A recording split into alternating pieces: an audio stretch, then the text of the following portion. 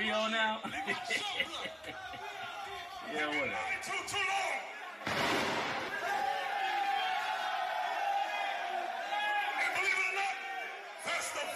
Yeah. I ain't gonna change. IUIC rejects.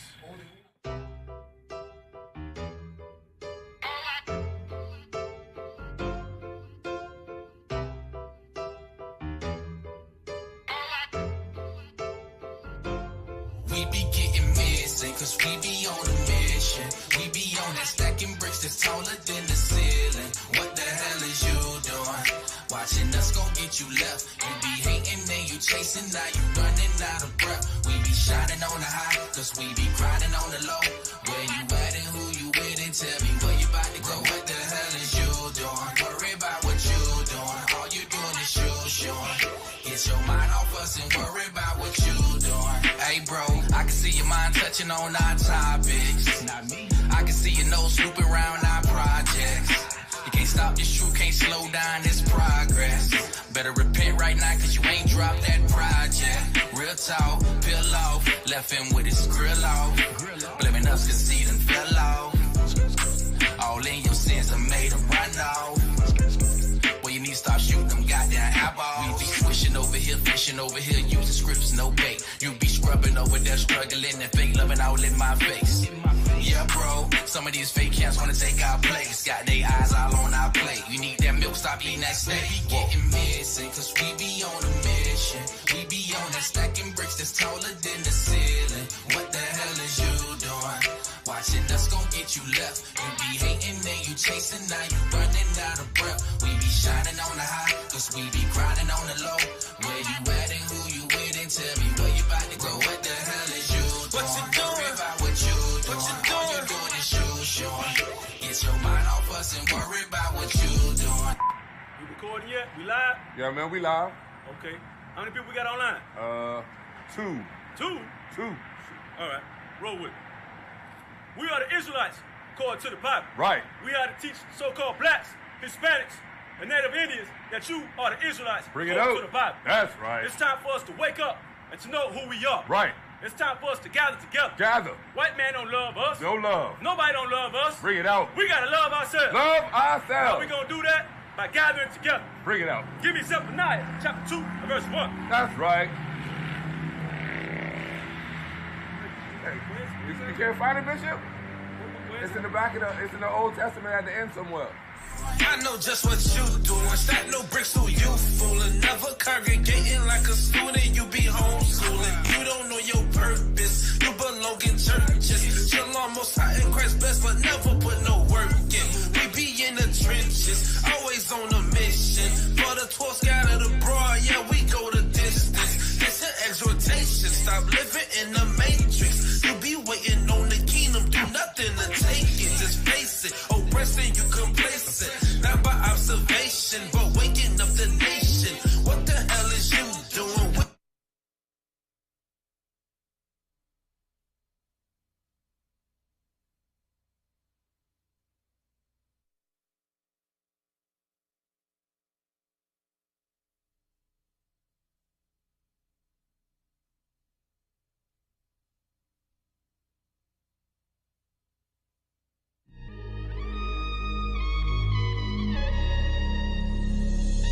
Your activism needs to be about keeping these commandments.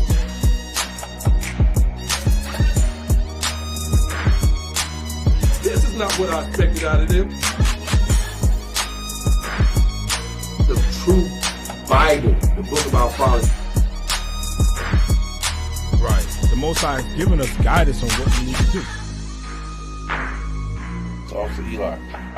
It's Officer Nashon. Officer Ezekiel. Hey, Shalom Israel, Most High in Christ. Bless. Good to be with you on another week concerning the show here. I am Captain Dakar. We're able to have y'all with us tonight, the Bible Book of Our Fathers. I got my officers to my right. Officer Ezekiel. Officer Nashon. Shalom. Most High in Christ bless. Officer Ehud. Shalom. Officer Eliakim. Shalom. Hey, Shalom Israel. You can see we on deck today. We on deck. It's good to be here. It's good to be back with the family. That's right. Good to see you, brothers, as we know that the Sabbath's starting to come in here. But the fact of the matter is, it gives us a chance and opportunity to come back on the Bible Book of our fathers and to be able to talk about a couple of things. That's right. And, here's the thing, though, officer. We all got family, right? That's right. For what it's worth, we all got family. We one big family ourselves. Mm-hmm. But I like to kind of put a small little matter to it because, let me put it this way. Family should matter, right? Right. We all agree family should matter. Mm-hmm. Right. Yeah, okay. All right, we're going to talk about it then because family does matter. And you got to have that family structure in the house. I'm telling you, you own to it already, officer. Mm-hmm. And, coming into Israel myself, just start off this way and kind of talk about it. I came from a large family. I really did. It was over 11 of us. And we would play in the neighborhood, a local neighborhood. Mm-hmm. It'd be families they had 7 children. I played with the young. They was played with another family. They had 8 siblings. Back then, you just had a lot of family. You had huge family Israel. So even such now. But one of the things that mattered when we came up, personally, myself, and we came up, and you say there was structure, there was discipline, because the way things were, we didn't have all what we have now in terms of the things that we have. But it was more, you had less, but you done more with what you had. Mm-hmm. And that structure meant a lot to us. It did. It brought in respect. It brought discipline, those things that the body needs today. And when we look at things, sometimes we kind of look back on them, but those things was helpful to our community back then. And I just want to let you know that structure and discipline that they had already provided for us back then, that thing was helpful. So before we get going, let's get the disclaimer out of the way. Israel united in Christ. We are not a hate group. We are not affiliated with any other Israelite group. Israel United in Christ is a non-violent Bible-based movement. We do not advocate or condone any acts of violence against any race, ethnicity, or gender. We advise that if anyone hears or knows of any plots to cause harm to anyone or to break the laws of the land, you must contact the proper authorities to bring awareness to any possible threat as stated in Leviticus chapter 5, verse 1. So, thank you, officer. I wrote down a couple of things. I want to kind of touch on it. It just goes into a little bit of how things were in the 60s. Right. So when I came up in the late 60s, we ourselves, our community was everybody it was all our people. We was not integrated in with the other nations. Mm-hmm. We was going to school among ourselves. Right. So all the teachers was black. Right. Mm-hmm. So in other words, Cap, you got to see that divide. Yes, absolutely. Yeah. I was on the other side of it, and I'm gonna tell you, it was kind of a little shock to go into school with them because I don't think none of us were ready. Mm-hmm. You know what I mean? Mm-hmm. That makes sense. It was something different, right? Cap, can I ask you, was it intimidating when you first? I'm just curious. What you talk about, we wasn't ready. Now, what you call intimidating, I think that it was adjustment for us because that period, we were, it was 7, 8, 9-year-old kids. It's kind of different. It was different. Mm-hmm. We went to school with each other. We played with each other. All our teachers was black. The principal was black. Mm-hmm. Then they started bringing us around there, and we weren't ready for it. I just don't know another way of trying to explain it. Right. But I think that, we got to see how things were on that side. You know what I mean? In terms like the teachers know your parents. You know what I mean? Mm-hmm. So you didn't get away with a lot. You know what I'm saying? Mm-hmm. And the teachers, some lived close by, some didn't perhaps, but, they knew us. You know what I'm saying? And mm-hmm. and that coming in that kind of an upbringing was an upbringing where, our parents was, we had them in the house. Everybody, when you go to one of your friends' house, you got to see their mom and dad. Mm-hmm. You go to another friend's house, you got to see their mom and dad. Mm-hmm. Everybody, it was a couple of, but for the most part, everybody's parents was there. Mm-hmm. So that's what I was wanting to touch on. And it was that we as a people, when I go back into the days that we came up, I noticed that there was a lot of structures for our families, and we was trying to establish ourselves. And one of the things that we was trying to do upbringing, when our parents was bringing us up, you know, they kind of had set structure for us. And so let's see what the Bible says. I'm going to touch on this. Give me that in Deuteronomy 6 and 24 and 25. The book of Deuteronomy, chapter 6, verse 24. And the Lord commanded us to do all these statutes. So we had parents. Now the truth of the matter is now the Lord is instructing us. And they gave us the guidance based on best what they could do with us. You know what I'm saying? They didn't have this history like what we have. But they were trying to do their best in trying to, you know, bring forth a family that really mattered at that particular time. Read. To fear the Lord our God. For our good always, that he might preserve us alive, as it is at this day. Right. Even back then, the parents was guiding us best they could. I'm touching on it because I seen that they had rules, they had things that they was bringing us along, and they had structure, they had discipline, and we had respect for them. Read on. And it shall be our righteousness if we observe to do all these commandments. And now we have the chance to do the Lord's commandments. And now we're going to go and we want to touch on some of our history and the family structure that we always had. We always had family structure. The Most High loves family Israel. And to see some of us and how we conducting ourselves, you know, we're bringing shame to our Father's house. Right. I'm telling you that we have to really take and understand that we was given a lot, and so therefore a lot expected of us. So we need to be mindful, Israel. Read that again. And it shall be our righteousness if we observe to do all these commandments before the Lord our God, as he hath commanded us. As he has commanded us. So being that we're coming up in the inner cities in the late 60s, as I said, we had our own community. We had our own schools. We had things that we was doing as a people. And for us, we was content. And we played marbles. For some of y'all don't know what that game is. We played them, you know, but we had fun. It wasn't, you would go from like one block to another block, and you go get two guys that you run around with, like Maurice and James, some first names, and we'd just walk, and we'd fly kites, whatever the case may be. But what it was that we would just, it was our community, and we had blocks and blocks of that community. And everybody knew who you were, you know, like they would say, "Oh, that's so-and-so's son there. That's so-and-so's daughter."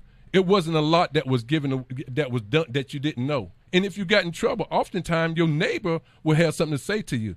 And even we're going to show you in the video that this one brother says exactly, and it's just confounding me, because I'm like, he's talking about my neighborhood when I was coming up, and he's talking about his neighborhood in PA. But the same neighborhood he had is the same one I had, because on that side there was not a lot of we had our own community, and we had a lot of things that we was doing back then. So in other words, during that time, you were taught you were taught from a young age how a family was supposed to be structured. Okay, how community is supposed to be.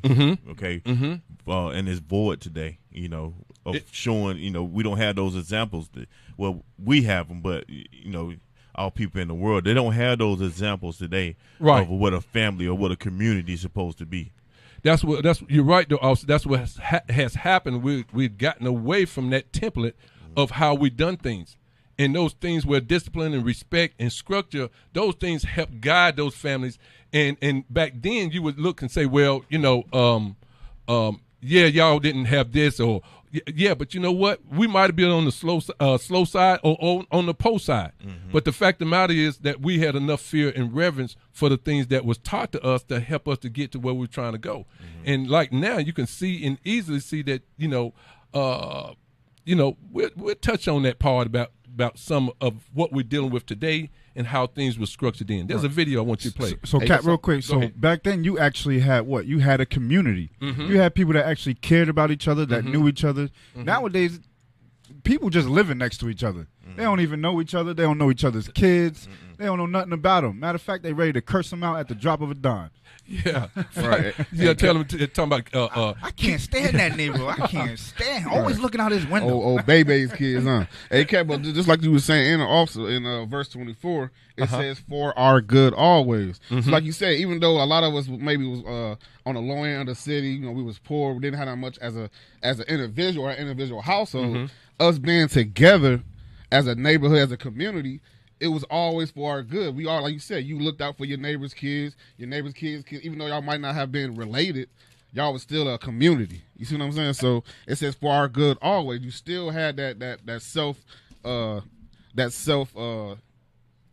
esteem built up with seeing your own people, look out for you. Like you said, we wasn't no solo dolo. Yeah, I know, Cap. We was talking earlier today, yesterday or something like that. Okay. And remember how we was talking about, like, your grandmother, your mother would send you to your neighbor down the street. Yeah. Hold it. Don't grab it. Don't grab it. I know where you're going. Okay. I'm gonna help you out. Yeah. Hey, officer, let me have that video. If I can. It's called "The 1950s Inner City Black Communities Was Strong."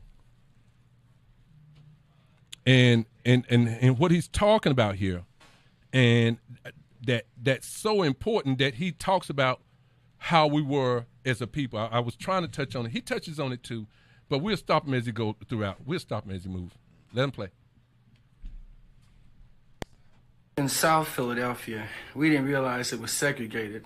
All we knew is that our neighborhood was all black, and we weren't even that conscious of color because the people who owned the store down the street were black, the tailor, the restaurant owners, the undertaker, everybody in the neighborhood, and it was a very small street, everybody worked, blue collar, essentially, very close-knit neighborhood. Everyone had over 4 children. We played in the streets together. Stop right there. And if you didn't pick up on it, he said everybody had over 4 children. Get me a scripture, Officer 126. No, Genesis chapter 1. I think I want to start it. And he also said the store owners were black. And that's the whole thing about it, because the mortician was black. Right. The school teacher was black. School teacher was black. Something happened. The superintendent was black. What happened?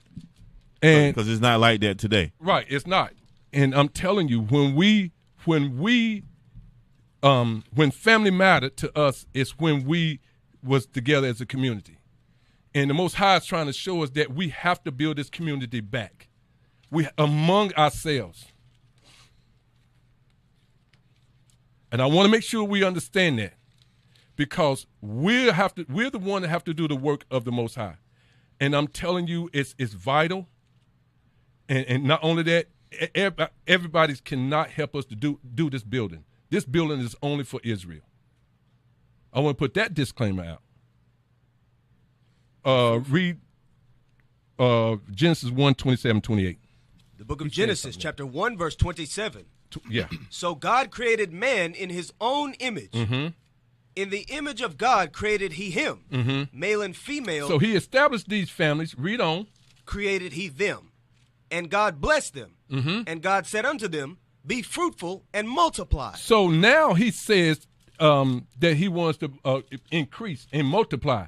And the brother was saying that, everybody had over 4 children. At least 4 children. At least 4 children. They understood. Wasn't nobody complaining about, I wanted a career first. Wasn't nobody complaining about, who's going to help me with these children. They understood their roles. They understood their purpose. They understood what it was to be a woman. They understood what it meant to be a man. And a lot of brothers back then in the late 50s and 60s, they wasn't so much as educated, but they knew what their responsibility was. They had to take care of their families. They didn't go off to the left. And we're going to touch on that. Are you finished with 28? No, sir. Read it again. And God blessed them. And God said unto them, be fruitful and multiply, and replenish the earth, and subdue it, and have dominion over the fish of the sea, and over the fowl of the air, and over every living thing that moveth upon the earth. This is what the Most High is about. He's about family. And we got to understand that. And I'm not saying that we don't, but what I'm saying is that it comes with other things that we have to be able to come up in our standard, in respect, in being structured. Yes, we have the scriptures, but we have to abide. A lot of us have lost out in things that matters in the family.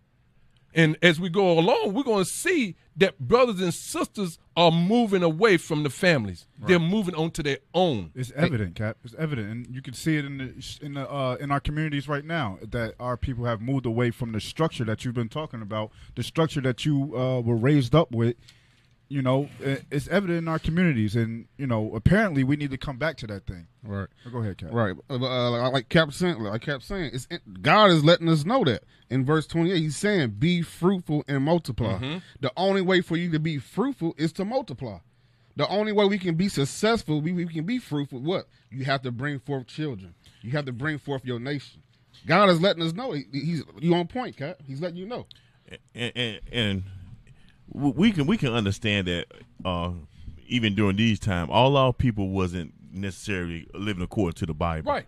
No doubt. But they at least knew that bring forth children. You marry and you bring forth children, okay? And you don't say, "No, I'm gonna put my let me put my let me get my career together first before I have children." They said, "No, when I get married, the next step for me to have children." Right? They knew that. Mm-hmm. It was in them spiritually. Right. Give me that in Philippians 4:4. See if I left anything off of there.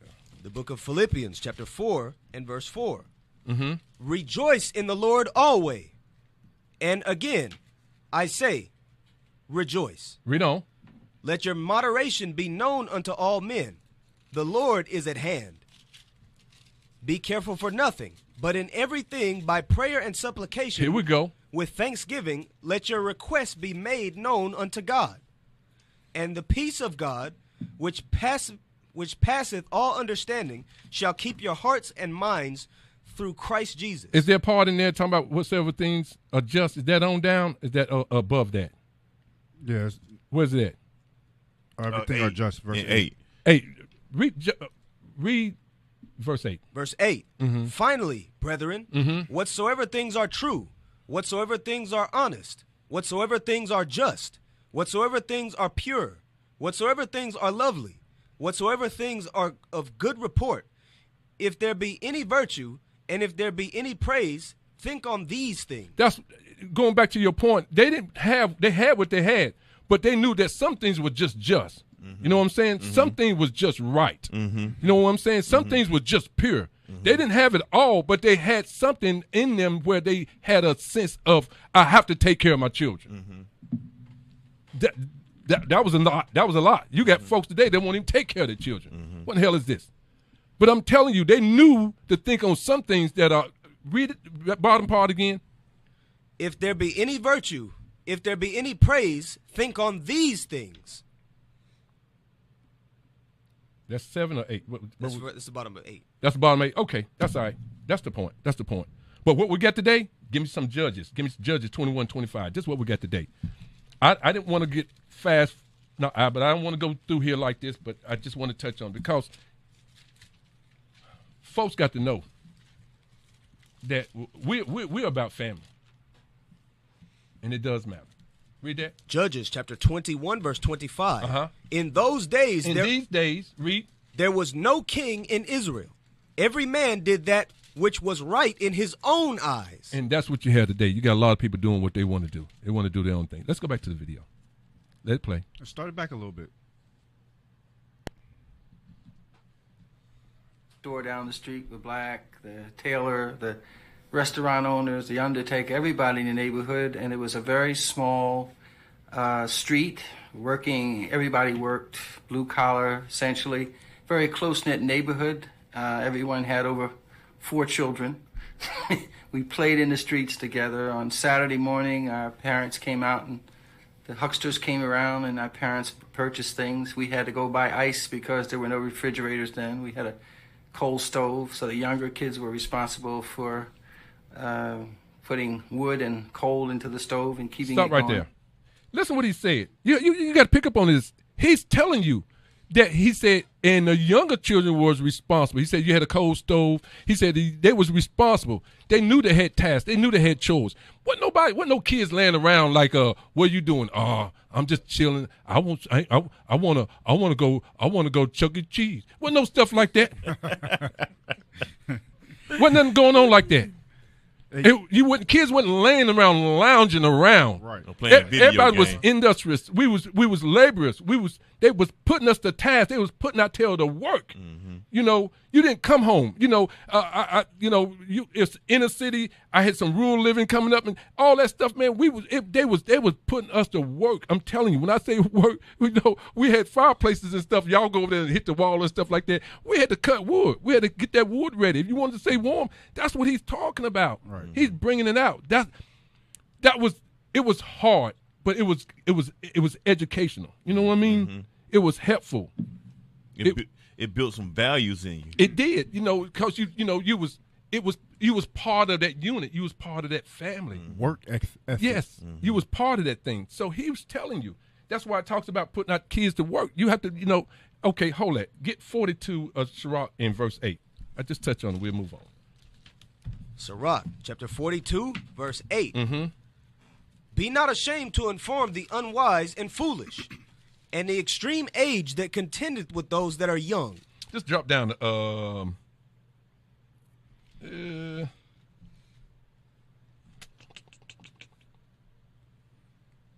no. Also, real quick, that laborers one. I got Sirach 33, verse 27. That's what. Okay, there it is. That's what I want. Send him to labor, that he be not idle. Right, because they wouldn't allow us to just lounge around in the house. They was like, hey, if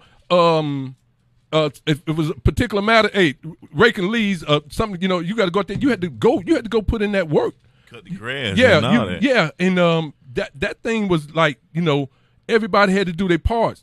I can remember my sister, they would be in there. They would have to go in there and help mom cook. They would have to go in there. They couldn't stand around and stuff like that, walk around with little Barbie dolls and stuff. That stuff wasn't happening.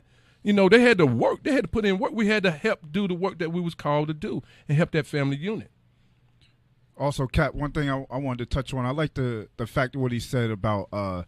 He said they didn't even know that their community was segregated. Right. That thing was heavy right there. Can we get Leviticus chapter 20, verse 26? Because the Most High God said that we were a separate people and we were supposed to be like that. You read in Philippians 4 and 8 that all things of the Bible or the scriptures is pure. So they didn't even know that, but it's just heavy that for the fact that he said, we didn't even know we was segregated. We was fine. We was fine without being around the other nations. Go ahead, read that. Leviticus chapter 20, verse 26. And ye shall be holy unto me, for I, the Lord, am holy. That's the children of Israel. You blacks, Hispanics, and Native Indians, you are the holy ones unto the Lord. Read on. And have severed you. And have did what? Severed you. And have separated you. From other people. From the other nations. You know what I mean? You know how good they was living? They said they had black grocery stores. They had black-owned this, black morticians, black-owned that. You know what I mean? We were doing fine without the other nations, and that's what we have to come back to. Pretty much is what I'm saying. We got to come back to those structures. And what that teaches generational wealth. Right. When they grow up as a little kid, seeing those grocery stores owned by people that look like, what you think they're gonna do? I want to do that. You can aspire to that instead of aspiring to be one of these nigga rappers or somebody that can shoot a basketball or run a football. That's all our children is aspiring. They're not aspiring to own their own grocery stores, to own their own busing company, things that they're not aspiring to those things. All these communities was all over the place. Even Black Wall Street down in Tulsa. All these places, even in Greensboro, all these places was already established where we had our own communities, how we was building our own nation, how we was sowing into our own people. All that stuff was already there. We was already building. That's part of the problem down there when they came against Tulsa down there, because they seen them doing that work among themselves. Right. They didn't need them. You're absolutely right. Let the video play. Because there were no refrigerators then, we had a coal stove, so the younger kids were responsible for putting wood and coal into the stove and keeping it going. And the level of interest in education was just profound. I mean, even to this day, I don't think I've ever had such a positive educational experience than I did in my first 6 years. Did y'all hear what he said? I know. The level of interest, in education was profound. Meaning everybody wanted to go to school. You can't find that in none of these schools nowadays. They cutting class, smoking weed like it ain't nothing. You're right, though, officer. He tells you have to let it unfold. And I know you want to grab onto it, but he tells what it does when your own people can inspire you to do things. When your own people help you, you know what I mean? You know, it was kind of one of those things where nobody got left. You know what I mean? Right, Everybody got the help they needed. And he's going to talk about how that education was for us. And when we got the help that we needed, our teachers, our superintendents, our parents, we the children, when we all worked as one, things began to prosper. And he's talking about that. Go ahead, let it play. It was just profound. I mean, even to this day, I don't think I've ever had such a positive educational experience than I did in my first 6 years, because school was an integral part of the community. We had a black superintendent, a black principal, all the teachers were black. Many of them didn't live in the neighborhood either. Contrary to popular belief, they were middle-income people who lived elsewhere. But their hearts and their souls were into those kids. I remember that 3rd grade and 4th grade plays were always conducted in the evenings so that parents could attend. And an auditorium that seated maybe 400, 500 people was standing room only for a 3rd and 4th grade play. Up until 1959, 78% of all black families Pause right there. Did y'all hear that? Did I cut it off too soon? Back it up, play it again. Back it up, play it a little bit more. Back it up, play it again. I got excited.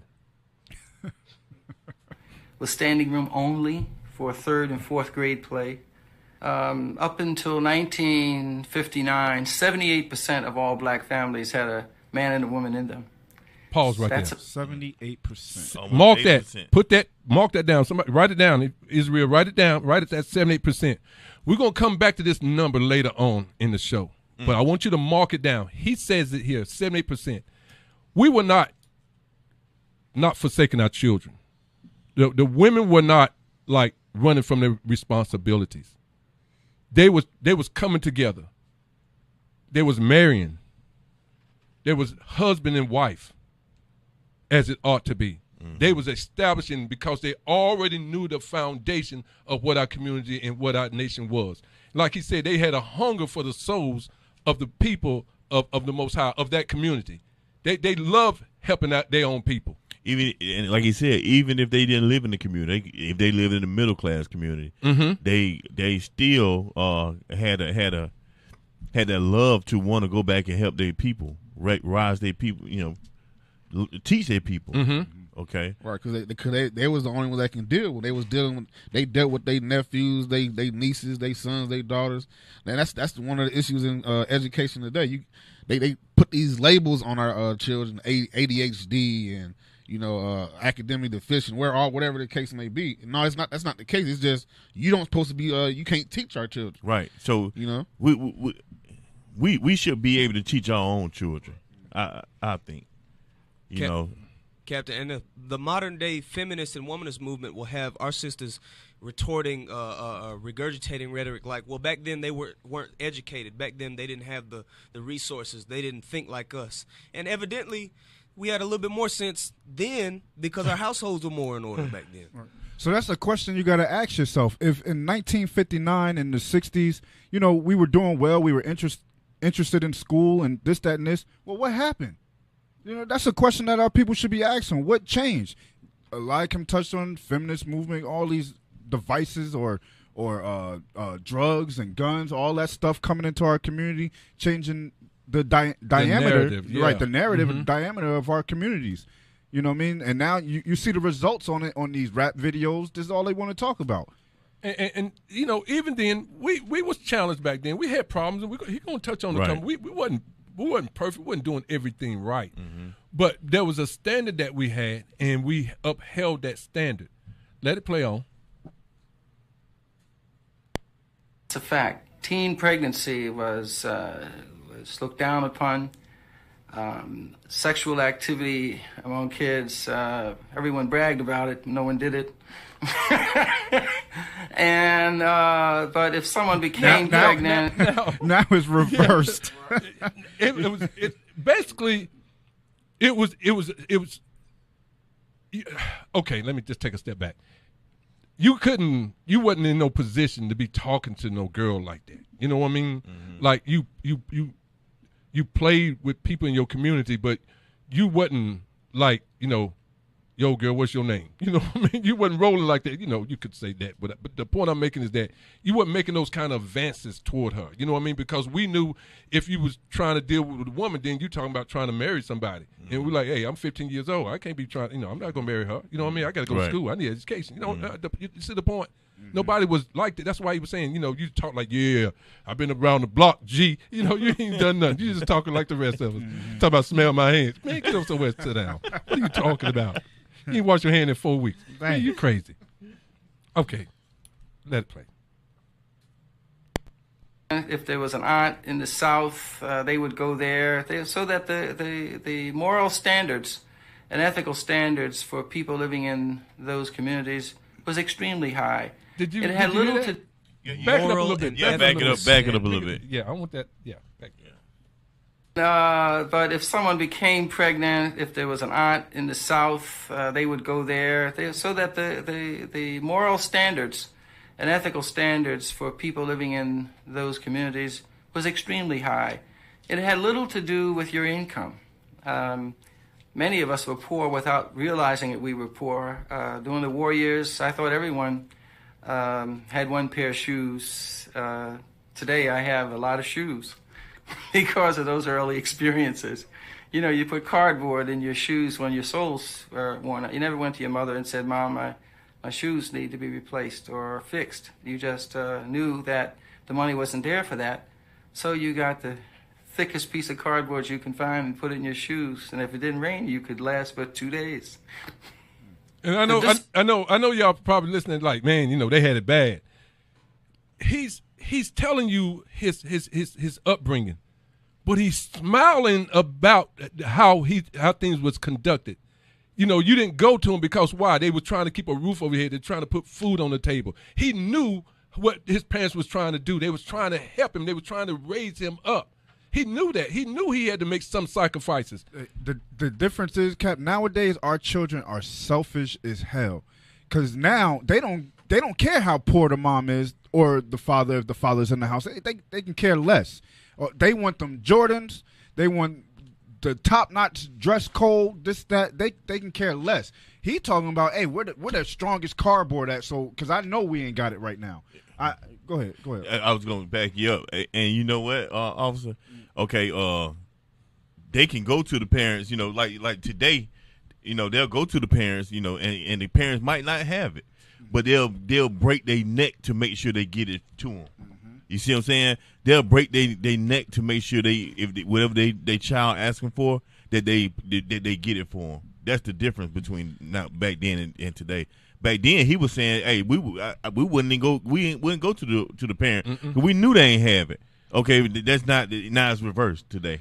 But also the reason why, because he mentioned it in the video. He said that the standards were high, but what in moral standards and ethical standards. It wasn't about money. He said it had little to do with money. So that's letting you know where they standard was at. It wasn't about the money, like you said. It was about getting the education. Me knowing about my people, me bettering my people. It wasn't about, okay, let me get the most expensive shoes that's out right now. Everything just basically ass backwards right now. So let it play. It's something else I think I wanted to pick up on. I think he's headed toward. Let it play. Discipline was in the community. I mean, you didn't speak back to an adult. The thought of a back it up a little bit. This is the part right here. This is what the money wasn't there for that. So you got the thickest piece of cardboard you can find and put it in your shoes, and if it didn't rain, you could last but 2 days. The discipline was in the community. I mean, you didn't speak back to an adult. The thought of an elderly person being disrespected was just unheard of. Pause right there. Listen to what he said. That's the thing that y'all was talking about purchasing, but the heavy part of it is that everybody knew, or you had some sense of, you know, you parents, you run into somebody at the local corner store or something like that. You run into them, and you see the person perhaps you played with, you are playing with, and he's with his parents. It was always, how you doing, Mr. Johnson? How you doing, Mr. Johnson? Hey, how you doing? You know, your mom named it such. You're like, yes, ma'am. It was all cordial. It was all respectful. Yes, ma'am. No, ma'am. Yes, ma'am. I understand. Yes, ma'am. I'll let her know. Yes, ma'am. I'll let mama know. Okay. We was always respectful. Mm-hmm. These disrespectful kids these days, and then you sitting over there trying to do your best to get them to Jordan. They bad as hell. You know they are. And then you giving them something that you can't even afford. It don't make no sense. And I'm telling you, give me Hebrews 13 and 17. Hey Cap, after you get that, can I play this video? Yeah. That's going to depict the change. You want it now? You want it now? Yeah, if we can. Hey, I just put a video up there. Oh, no, go ahead, Cap. They saying give 1 second. Right. Hebrews chapter 13, verse 17. Obey them that have the rule over you. And so we had parents. You have elders in this gospel. And I'm telling you, listen, please, y'all, be more respectful than what you are. Be respectful. I'm telling you. You think we can't see it? We can see it. And I'm telling you, it's not a good look. We got elders in this gospel. Even for myself, I know to be more respectful. And I'm telling you, we have to be. Read on. And submit yourselves, for they watch for your souls. And that's the matter right here. Supposed to enter into our rest. Our parents was doing the best they could with what they had. You know, so what, you had to walk around with some shoes with a little bit of cardboard, and you're going to be all right. Right. You're going to be all right. But it sure feel good in this house tonight. It's warm in here. It's better than being outside on the side of the road. I got my belly a little packed. I feel a little good in my stomach. I don't know what that chiming is. Y'all, can we get that stop on the hoof? You know. Read on. As they that must give account, that they may do it with joy and not with grief. And that's what it is. The elders, they give an account for us. And we should not make things burdensome for them. We should make things easier. That's what I was saying earlier. You know, we need not bring shame to our Father's house. It don't make no sense. They shouldn't have to chastise us over the things that we ought to know. We ought to know our place. Right. And they having to correct us like that. Don't make no doggone sense. You know, who raised you? I'm telling you. Family does matter. Let's go back. Okay, you got something? Yeah, I just wanted to play that video before we leave the point of over the years. It's a little comedy video. Over the years, how the mindset of our children have changed. And they become more selfish, not willing to do the responsibilities that they must do around the house. You know, I just wanted to show this video just depicting a little visual of what we discussing. Y'all got it, IT? Yeah. All right, Cap. Okay, that's fine. Hey, I tell you what. Was you done with that? You finished reading that? No, sir. All right, finish reading that. For that is unprofitable for you. That's unprofitable for us, even with our elders, or back then, or even now with our own parents. You know, he was talking about teenage pregnancy a while ago, and he was talking about that, how the young lady would be sent south, and I know about those things, and she would come down there and stuff like that. Be like, who's that down there? We never know her, because she sticks out in the neighborhood, not from her stomach only, but she was somebody that knew that came in. And just like that, she came in, and once she had the child, she would go back to the state that that she came from, or went back up north, for an example. And so you would have those things. But I'm telling you that when it comes to things like that, teenage pregnancy and stuff like that, and, you know, he said that it was a standard. Those standards are still applied today. We have not lost them. Give me I want you to give me a definition of a shotgun wedding. Can I get a definition of a shotgun marriage? Shotgun marriage. Yes. I think shotgun marriage. Yeah. Okay. All right. Hold that. Yeah, there you go. Hold that right there. Let me prep it. Because what it is that he was talking about the morals that they had. It was a shame that a child would bring a son, as the scripture said, into a father's house. And what you would have a lot of times is that you would have where things like shotgun weddings would happen. You say, "Oh man, y'all, it's crazy. You can't make nobody marry nobody." That's let them do what they want to do. That's your mindset. That's that craziness they done put in our people. That's not what this is about. Can you imagine that you don't think there was things such as a shotgun wedding? Let's see what a shotgun wedding definition is. Shotgun marriage, Mm-hmm. an enforced or hurried wedding, especially because the bride is pregnant. Boom. There it is right there. And I'm going to tell you, there's a lot of shotgun weddings going on. You know, there are. There's a lot of shotgun weddings. And you said, I never heard of one. And I'm going to help you out. You got 5 days to get your papers. That's a shotgun wedding. I just wanted to let you know there's a lot of shotgun weddings out there today. You got 5 days to get yourself right. Get them papers in here. Read that again. An enforced or hurried wedding. Because you done sat there and dealt with the sister. Especially because the bride is pregnant. Now you done humbled her. That's a shotgun wedding. You got 5 days to get them papers. You say you never heard of a shotgun wedding? Yeah, you have. It happen all the time. Sure do. You just don't know it. That's we kind of left the point, y'all. I mean, let's Cap don't mind. No, let's go. You want to play it? Yeah, go ahead, play it. That's fine. All right, go again. This is the video just depicting showing the over the years the selfishness of our children nowadays. Go ahead, play it. Where's the sound?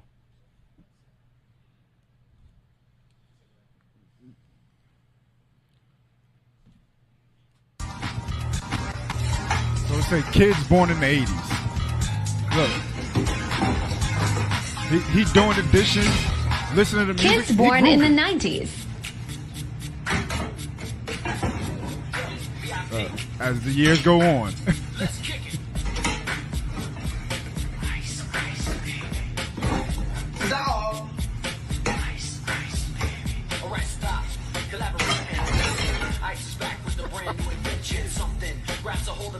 Kids born in the 2000s.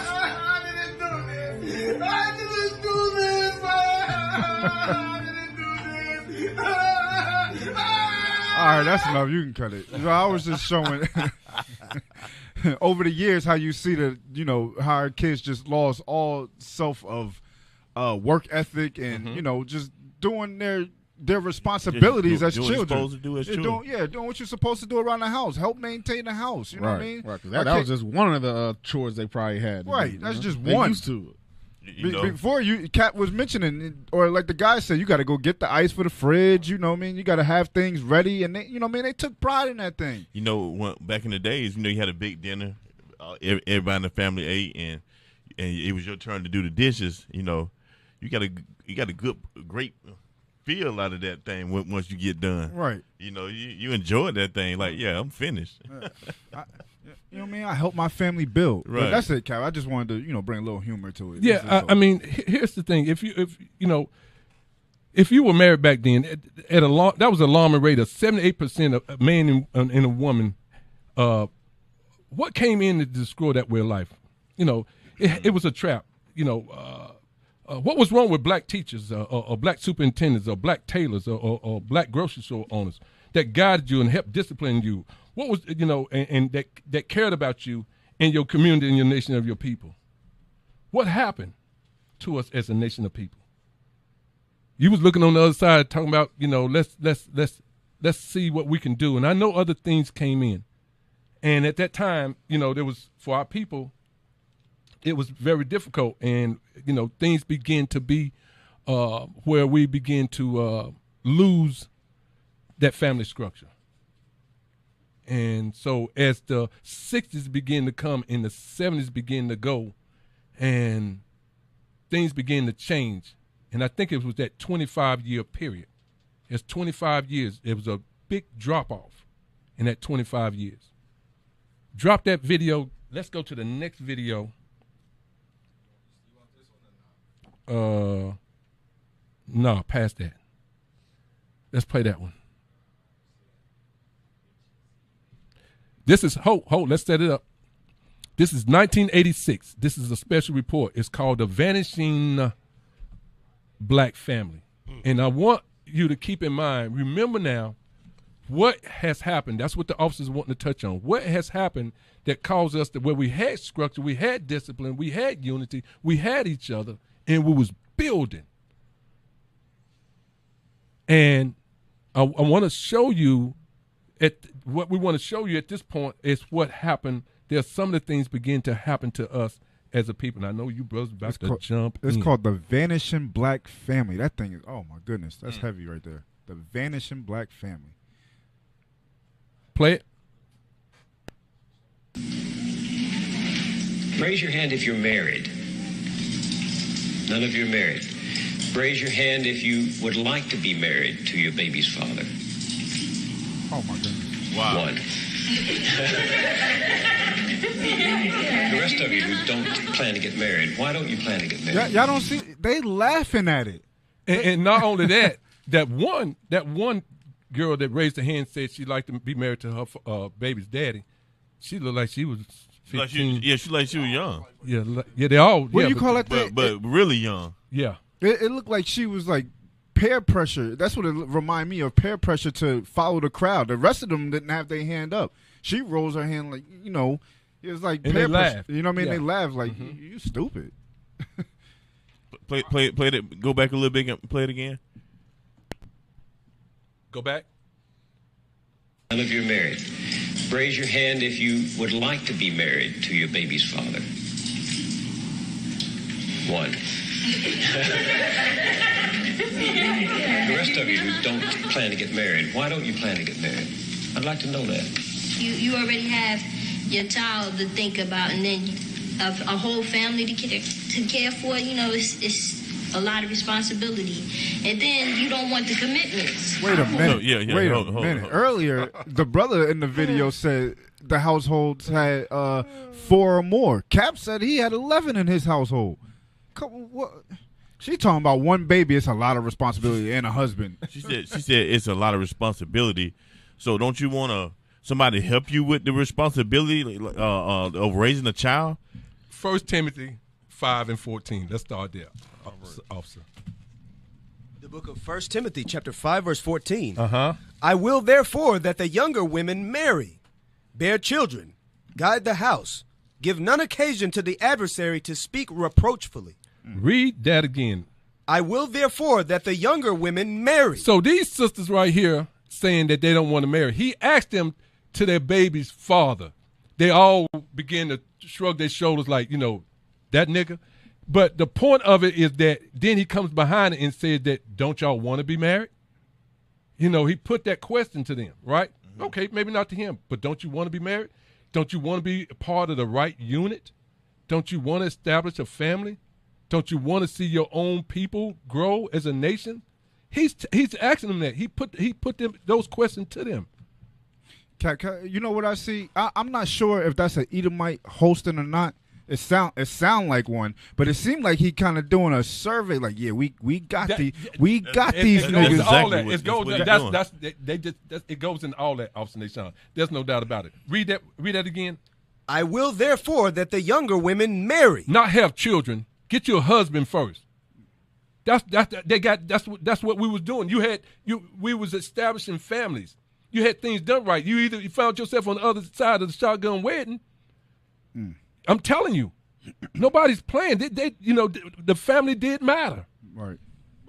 But Kat, that's the thing, because obviously all of them having sex. They got babies, so they're having sex, but they don't want marriage. Like that's what I'm saying. This society is flipped the whole script on how we build our families now. Now you want to do the fornication. You want to do the sin, but not the responsibility. All right, read it one more time. Finish it up. I will therefore that the younger women marry, bear children, have children. Now, like you said, she's talking about the one. These women back then, like you said, the brother said they had more than 4 kids. They had 5 kids. Some families had 7 kids. Wasn't nobody complaining. They wasn't counting numbers. That's it. I'm at my limit now. They wasn't rolling like that. Read on. Guide the house. Give none occasion to the adversary to speak reproachfully. Go ahead, officer. Let me get Titus 2 and 3 back cap up, because this is part of what happened with the young sisters right here. Read that. Titus chapter 2 verse 3. Mm-hmm. The aged women likewise, that they be in behavior as becometh holiness, not false accusers, not given to much wine, teachers of good things. So they weren't taught those good things by the aged sisters. Okay, that's why they're in the situation they're in now. A teen pregnancy. Read on. That they may teach the young women to be sober, to love their husbands, to love their children. So they wasn't taught those things. Okay, to love, to meet a man, then learn to love that man, then y'all bring forth children, and you love your children. Read. To be discreet, chaste, keepers at home, good. They supposed to be the keepers at home. It's their responsibility to guide the house. Right. Read on. Obedient to their own husbands, that the word of God be not blasphemed. So they don't even want the man in the house. Okay. They don't want to. They don't want to. Why? Because they weren't taught that. They don't want to be submissive to a man. Right. That's basically what it's going into. Officer, ask the average Christian woman if they believe they're supposed to be keepers at home. Straight out the Bible. Watch how many of them. Well. Right. Didn't a man write that? let the video play. There's more to it, brothers. Child to think about, and then a whole family to care for. You know, it's a lot of responsibility, and then you don't want the commitments. I wouldn't want no man holding me down because you didn't want the commitment. I think I can make it as a single parent. But don't you think you might need help in raising that baby from a man? Not really. I didn't have a father. My father wasn't in the home, so you know it really. That's the point. Male figures are not substantially important in the family. Wow. Can't make this up. And you know what, Cap? Hey, Cap. These same sisters will be if it does get too hard, they'll kill those babies. They just go, well, you know what? Hey, I got pregnant, but hey, abortion clinic. The one sisters. Said, I don't want no man holding me down. Hey, you ain't mind him holding you down when you got that baby in your arms now. Right. You ain't care then. Now you want to care. Let it play. I ain't thinking about holding up for no sex, my man. You know, if a girl, you know, she having a baby, carrying a baby, that's on her. You know, I'm not gonna. Listen how he runs from the responsibility.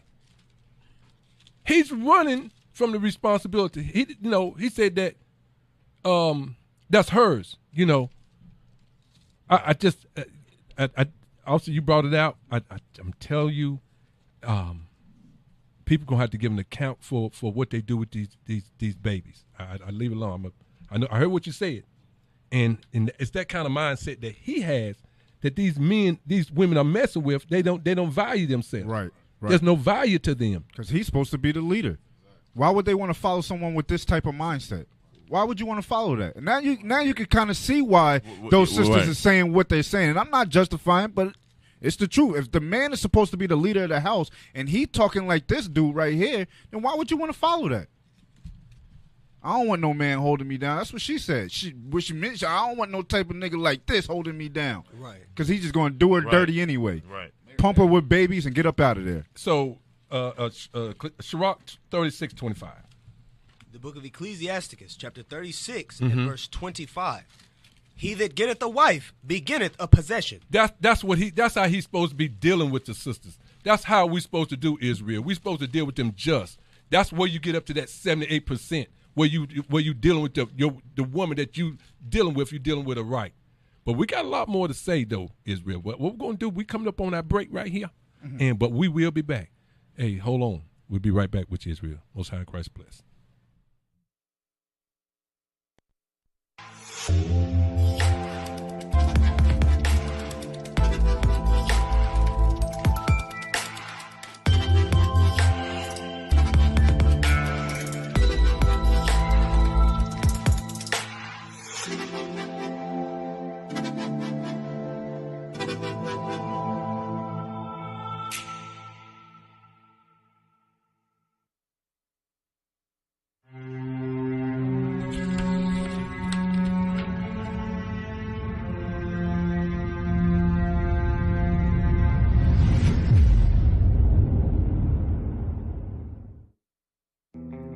magic and its history as the art of deception through misinformation, the power of suggestion, propaganda, popular persuasions, mass hypnosis, has blossomed on the fertile grounds of ignorance.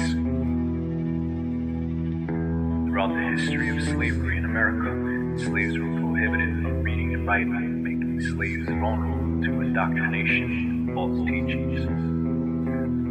Moreover, this was not enough for them that they erred in the knowledge of God, but whereas they lived in the great war of ignorance, those so great plagues called they peace.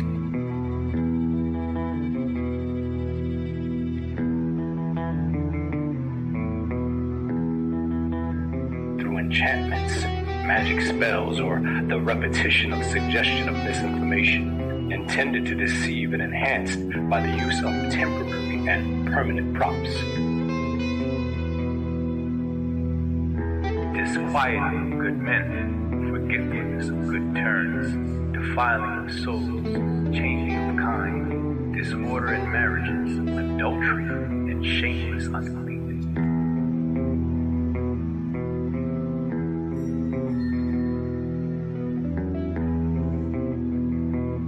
Wizards and witches are nothing more than individuals who create tools, devices, and/or inventions intended to deceive.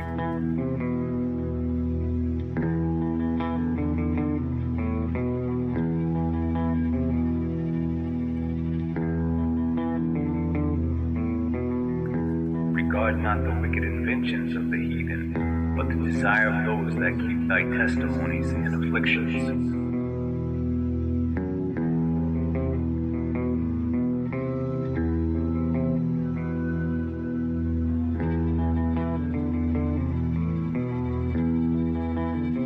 Thou shalt not suffer a witch to live.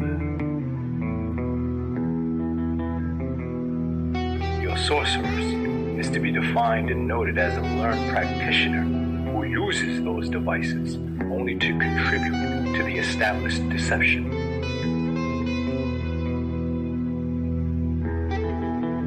And that, knowing the time, that now it is high time to awake out of sleep, but now is our salvation nearer than when we believed.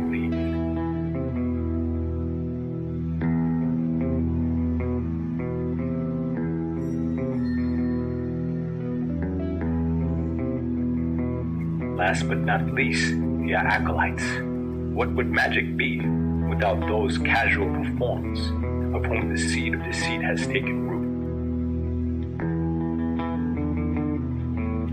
Howbeit for both causes shall they be justly punished, both because they thought not well of God, given heed unto idols, and also unjustly swore in deceit, despising holiness.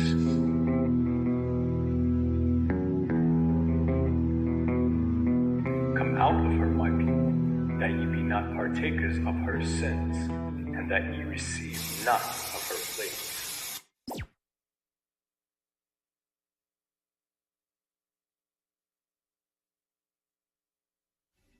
Us fight for our people and for the sanctuary. We're fighting for the hearts and minds of our people that do not yet know who they are. But we are their champions. We are their superheroes, so to speak. Believe that. We're serious. Ain't no laughter. We ain't got time for shucking and jiving. We got issues going on with the nation of Israel. Our young men are so starved for leaders. And the mother recognizes that we have no stars, that we have no leaders, that we have no superheroes. And because of that absence of an image, all kinds of psychological destruction has permeated the brains of our people. To be honest with you, pay attention. Sons, help, God! Yeah. Us against the world, what we deserve. War against our soul, it's a God we serve. Yeah. Us against the world, us against the world. Working for that kingdom come, no time to observe. Us against the world, dragging rock we heard. Ain't no stopping this, 7,000 no reserve. Yeah. Us against the world, us against the world. Us against the world, us against the world. Us against the world, overcome overcoming all the odds. We go for the just though. A salute to the God and the captain of the host. The angels is cutthroat. It's a war for your soul. Army of the living God. They see us in order. They see the formation with boots on the ground. Yeah, all praise to the Most High.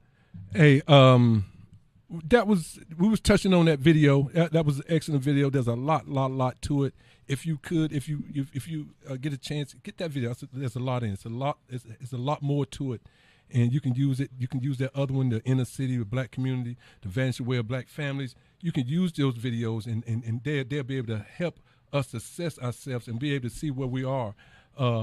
Give me that in Jeremiah chapter 2 and 21. Because now we want to see what has happened to us, what has happened to us. And so us and the brothers, we're going to talk about that. The book of Jeremiah, chapter 2 and verse 21. Yet I had planted thee a noble vine. In the beginning, how we was established, how we were as a people, how we are as a nation, and even such as we're coming back and reasserting and establishing ourselves now, this day, as the nation, the top nation. Read. Holy, a right seed. That's how it was then, and it will be again. Read. How then art thou turned into the degenerate plant? Read that part again and say, read that part again, and how what? How then art thou turned into the degenerate plant of a strange vine unto me? So, give me that. It says, how then? So, what happened? Right. What happened? That's the question, Captain. We was good. We had good neighborhoods and communities. We had good. We was doing the best we could, but we was helping one another. What happened to that? What befell us? Where did we go wrong at? We was doing it right. What happened? Put the eugenics tree up there too. Because they came at us in a lot of different ways. Right. You know what I'm saying? They came at us a lot of ways. A lot of ways. And so what happened was that when they came for us, we wasn't prepared for it. You know what I mean? Just like when we had to integrate with them. I got a script for you too. Okay. You said we weren't prepared for it, right? Right. I'll let you finish making your point though. But that's what it was though. Even when we was, I think somebody asked me and said, Cap, what I was said, what was it like when you went in the school? You know, the students weren't ready. You know what I mean? It was kind of like a little shock. You know what I mean? While we with them, you know what I mean? I know a lot of things going through the kids' head. You know, we're not gonna go back to Carr Elementary. That was the school we were like, we can't go back. You know, and I know many of them wanted to go back. You know what I mean? Right. Because I'm gonna give you a prime example. We was wearing hand-me-downs, and they was wearing store-bought. You know what I'm saying? And we was looking at ourselves, hell, I got cardboard in the bottom of my shoe. Right. You know what I'm saying? Already altering the mindset. Right. Just off of looks, just off of appearance, it's already altering the mindset. Because if you in the school at first and it's your community, it's your people, it's the people you grew up with, y'all all in the same boat. Y'all all got the same problems going on. Then all of a sudden you got that shift. You got these other nations, or let's just call it what it is, so-called white man Esau coming to the schools, or you going to their schools, and you see a difference in their appearance. Right. Now you start to emulate them or want to be like them, or, you know what I mean, you want to catch up to the Joneses, or, you know what I mean? You touched on something, officer. You got to imagine, like, even the learning part of it, it was a learning curve. You know what I mean? The teachers that we had, they would read something to us, and they would quote like we do the Bible. We would break it down. They would break it down to us. They read the words to and stuff like that. If you knew it, you knew it. If you didn't, you didn't. You got stuck. You know what I mean? Right. And those was just that was the plan. Yeah, that was yeah. You mean when you went to the Esau school? Yeah, that was the plan. Can I bring that script out? Go ahead. Go right here. Let's get Psalm 64. Because something happened. What changed? Right. Yeah, bring that out. The book of Psalms, chapter 64. Start with 2. Verse 2. Hide me from the secret counsel of the wicked, from the insurrection of the workers of iniquity. So you said something happened. It was secret. You said we didn't know nothing about it, huh, Cap? We didn't know. You said we wasn't privy of it, right? Yeah, you know, when they was integrating the school. Can you read that part again? Read verse 2 again. Hide me from the secret counsel of the wicked. Because it was a secret counsel. Mm-hmm. You weren't supposed to know nothing about it. Mm-hmm. Okay? It was something they got together and conjured up. He said, hide me from the secret counsel of the wicked. Read. From the insurrection of the workers of iniquity. All this man do is work iniquity. All this man do is work sin. Okay? Read.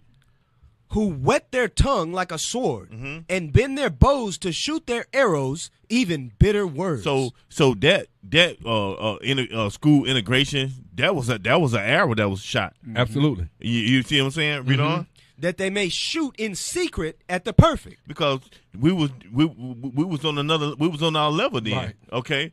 So they said, no, they doing good. No, They've been self-sufficient. They've been self-sufficient. self-reliant. Okay, they got their own things. Okay, you know, back in those days when Martin Luther King was living, we had our own. Mm-hmm. Okay, and then when we couldn't sit on their bus, he shut it down. You know what I'm saying? What they do? They boycotted their buses. That's right. You see what I'm saying? And it affected this man. You see what I'm saying? So read on. That they may shoot in secret at the perfect. Suddenly do they shoot at him and fear not. So that's all I want on that. But like you say, if something happened and it was in secret. Go ahead, Cap. No, so Cap, that's what you're going into. You going into what happened, right? And also, you brought it up. It's these wicked devices that what happened. Just like you seen in that video that we were watching with the sisters sitting around and Esau hosting it. You know what I mean? He actually really what he was doing was surveying them to make sure that wicked device was in effect, and it is in effect. And I want to play that. Because he don't give a damn. Hey, give me that. Right, give me that second video I'll put up, and it's going into what happened. I just want to touch on one aspect of what happened in our community. That was just like a science project to him. That's all that was. He didn't care. You know what I mean? What happened in our communities that we fallen the way that we are? I want the second one. Go down. You was there. You was there. Go back. I want the second one I posted. Right there. There you go. And this is an arrow. This is an arrow being shot right here. Yes, right. it is. Right. This is the device. So we all know who this is. This man's been in the news for quite a little minute right now. His name is Dwayne Wade. I just wanted to touch on one of the aspects of what happened because we heard in the first video that we were watching, we had leaders. The men was leading. They was going to work. They was doing what they had to do. They was structured in their communities. So what happened? What wicked devices happened to see the state of our people right now? Go ahead and play that video. Bring it out.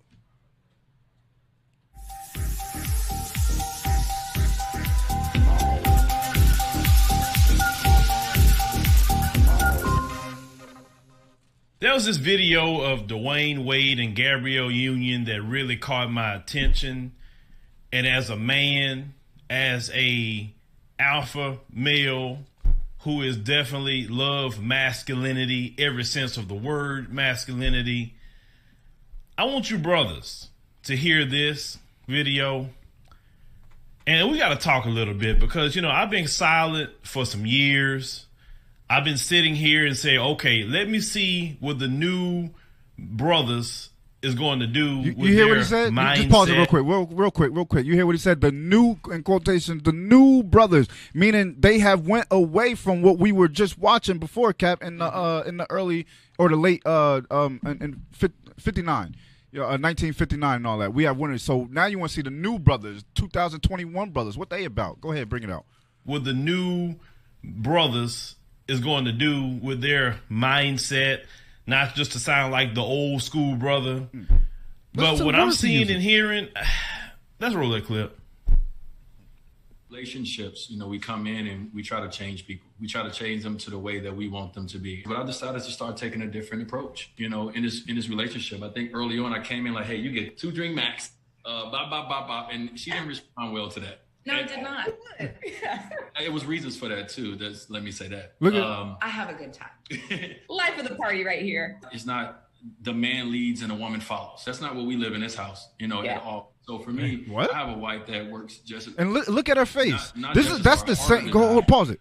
That's the same face that them sisters had on in that video that you played, Cap. That's that same face right there. So and this she a product. right. This is a product right here. And she talking. She got that face on like, yeah, you better talk that. You know you're not leading. Like, you damn I right. already had you tried to lead at first with the 2-drink minimum and all that. I shut that down. I'm broke you. Right. I'm gonna shut everything else down. You know what I mean? Go ahead, play on. Well, hold on. He said, I want to try a different route, and I'm not gonna lead. Is that scripture? No. Let's see what the scriptures say. Let's start with Ephesians. Give me 5 verse 23. Ephesians chapter 5 verse 23. And that's the problem. That's why we up here on this radio show, the Bible, the book of our fathers, bringing out the solutions to our people to come back to fix the community. To fix the unity that we once had. We don't have these things because we don't have structure like the gentleman was talking about in the first video. We have lost our structure. Let's come back. Stop chasing after these women. Being underneath them. Put your foot down. Be a man. Go ahead, read that. Ephesians chapter 5, verse 22. Wives, submit yourselves. I said verse 23. Verse 23. Verse 23. For the husband is the head of the wife. The what? The husband is the head of the wife. So what are these? What is this new age man talking about? He talking about I'm not going to lead the house. New brothers. Right, the new brothers. He a new brother. He a new simp. That's what we got going on right now. A new simp. Look at his face. Y'all can't even see the video right now, but he got the simp face on right now. Go ahead, read us. Even as Christ is the head of the church. Oh, start from the beginning. For the husband is the head of the wife. Even as Christ is the head of the church. And he is the savior of the body. So the man is supposed to be the head of the household, the savior of the household. He's supposed to be guiding and leading the house, but not these new age brothers. Go ahead and play the video, please. I have a wife that works just not just as hard, harder than I. Look, he and got she his had her own head up career. She her had her own butt, life. man. Yeah, you work too. She worked. Not just as hard. She works even harder. Go ahead. Keep. I ain't gonna keep interrupting. Go ahead. Before I came along, so from my perspective, it was like, okay, how can I be a part of the growth and the evolution of who she is, and not trying to change her or stunt her growth or make her in the way. No, stop. Get Genesis chapter 3 verse what's that? 16. He said, "How can I help her?" And don't get me twisted. What I'm saying, you know what I mean? Y'all a unit, y'all a family. Y'all supposed to build together. But he got this scripture mixed around. That's the point that I'm bringing out. He got Genesis chapter 3 verse 16 mixed. Go ahead and read it. Genesis chapter 3 verse 16. Unto the woman he said, I will greatly multiply thy sorrow and thy conception.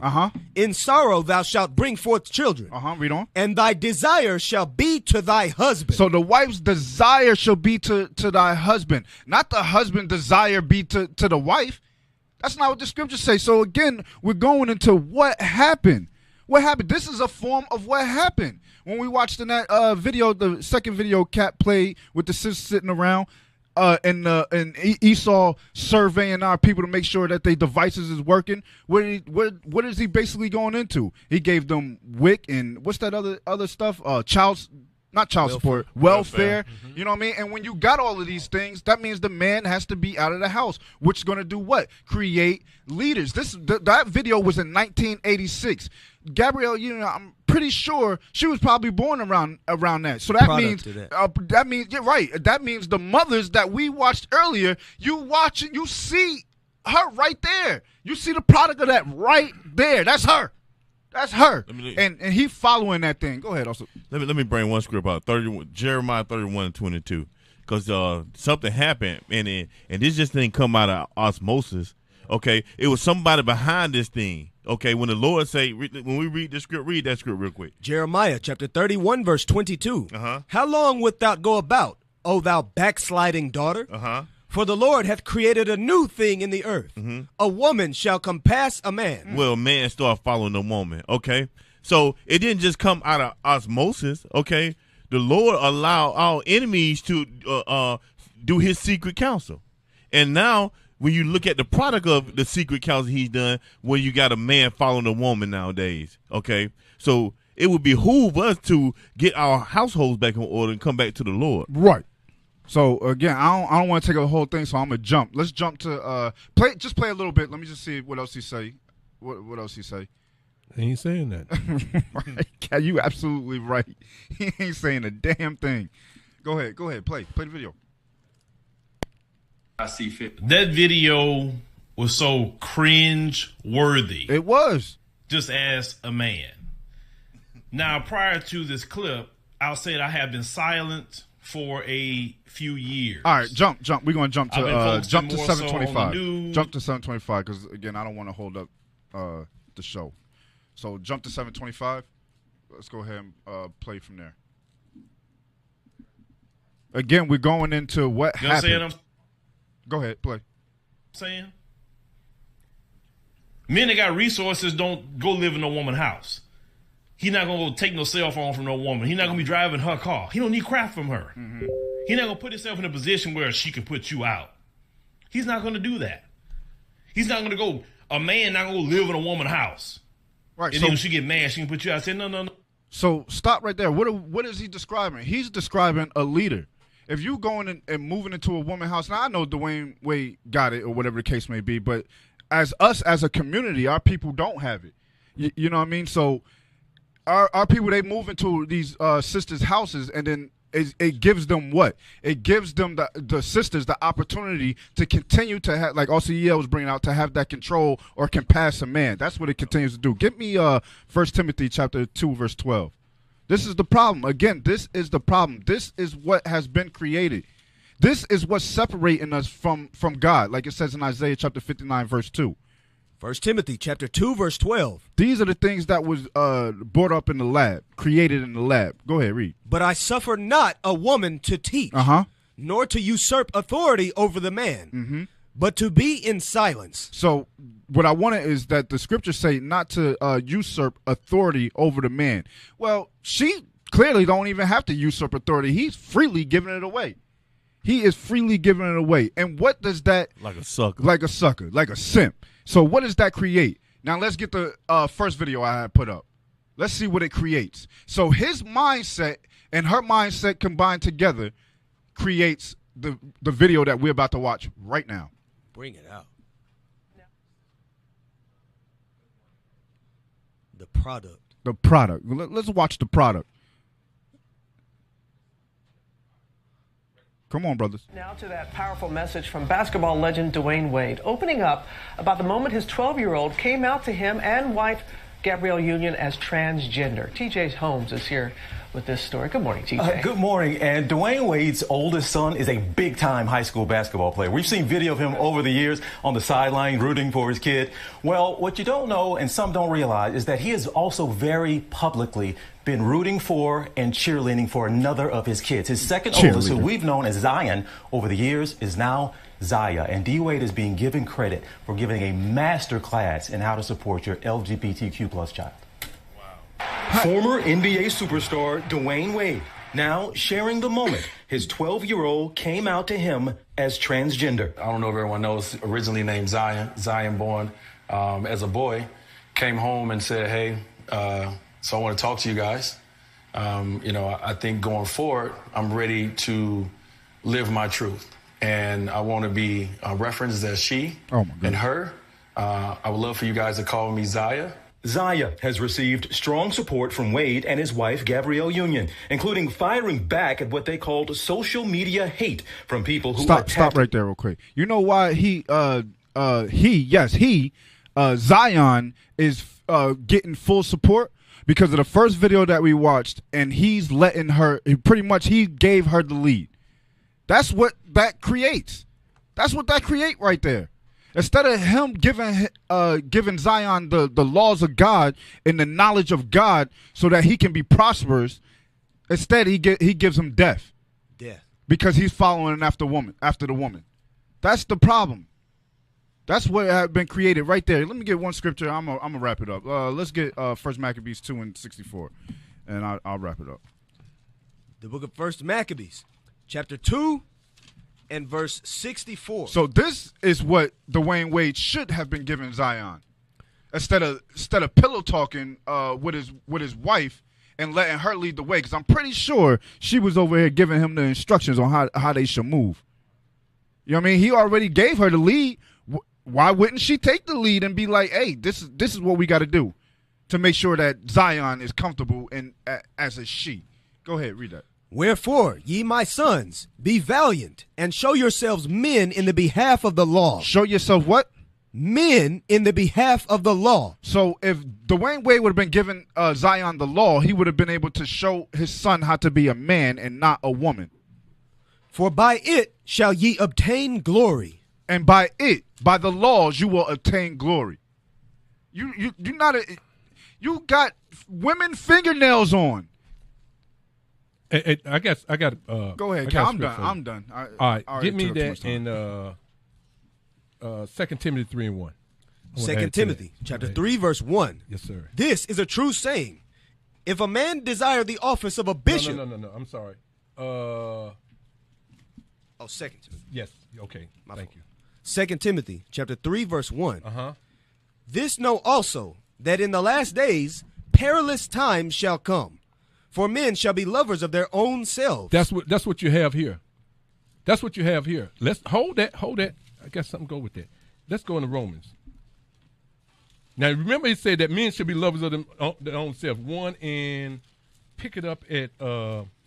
We come back. Hold that spot.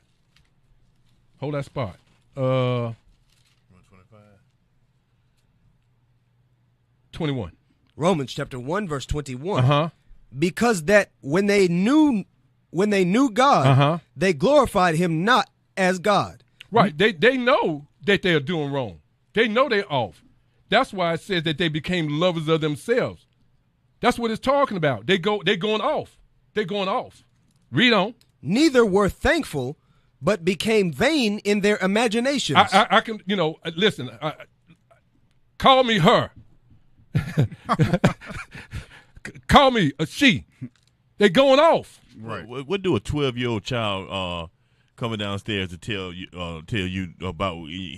He was supposed to be beat back up the stairs. Refer to me as a woman. Come on, 12-year-old child. Come on. Right. He doesn't even know how a 16-year-old boy feels. How is he supposed to know how an adult woman feels? That's what he think he is now. It don't make no sense. Because what we're going into is that what has happened, and I'm telling you, these young men, these kids, it says, okay, finish that.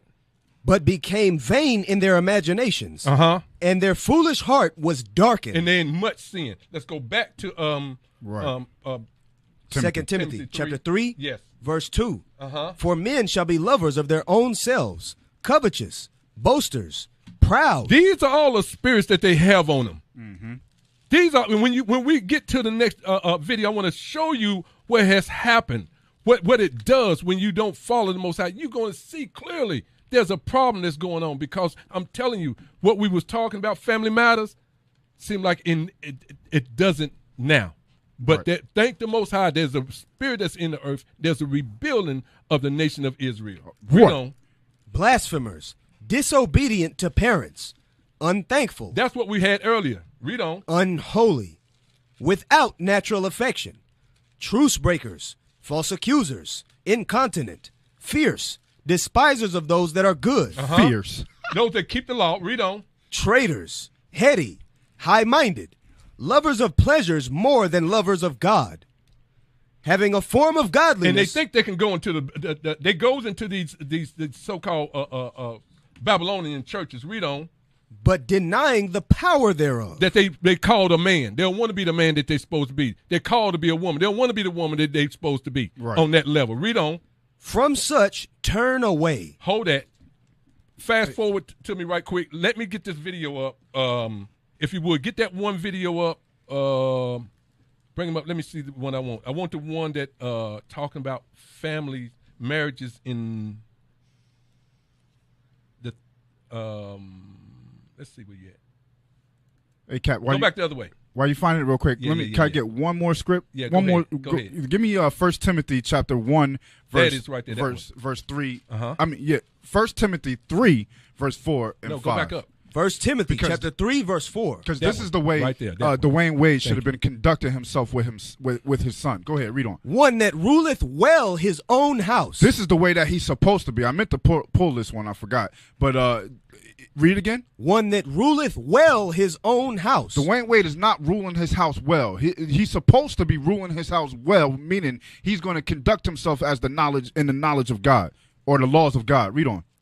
Having his children in subjection. That's what I want. Having what? Children in subjection with all gravity. With all seriousness. He's supposed to be having his children in subjection with all seriousness. Just like OCL was when he came downstairs talking about him downstairs or whatever the case with milking cookies and all of that. he should have beat his tail right back up them steps. Right. Take off your mama's shoes. Take them nails off. Take that wig off. What the hell wrong with you? What you say? You're right. He should have read that last part again. Having his children in subjection with all gravity. And that's the problem with our people. They refuse to keep the commandments of God, and that's why you see our communities and our people messed up the way that they are. Go ahead, Cap. Yeah, this video right here, to add to what Officer's bringing out, bring it up.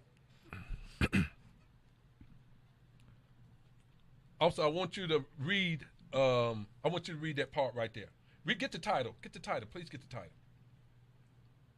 The state of American households, smaller, more diverse, and unmarried. Now, listen, and unmarried. Don't leave that word out.